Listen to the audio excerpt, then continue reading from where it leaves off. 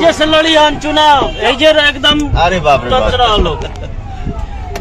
Sorry थोड़ा बाप ही network है या नहीं है। तो जैसे कि आप इस वीडियो क्लिप में देख पा रहे होंगे, पवन सिंह लाइव हैं और उनके फैन बाहर से चिल्लाते हुए नजर आ रहे हैं, पवन सिंह जिंदाबाद, पवन सिंह यहीं से चुनाव लड़िए, हम सब आपके साथ हैं। हालांकि पवन सिंह यह लाइव अपने ऑफिशियल आईडी से नहीं आए हुए थे। दरअसल विक्की सिंह लाइव थे और उन्होंने चलती लाइव को पवन सिंह को दे दिए। उस लाइव में पवन सिंह ये भी कहते हुए नजर आ रहे हैं कि मेरे से रहा नहीं गया और मैं आप सबके सामने लाइव आ गया। हालांकि पवन सिंह इस लाइव में ज्यादा देर तक लाइव नहीं रहे, लेकिन जो बात बोले हैं इस लाइव पर वो सबको आप सभी को जरूर सुनना चाहिए। मैं अपने आप को रोक नहीं पाया। जिंदगी में कभी भी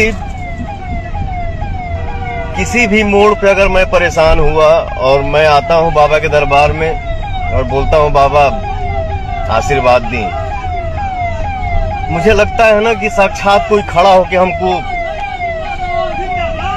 किसी संकट से निकाल दिया।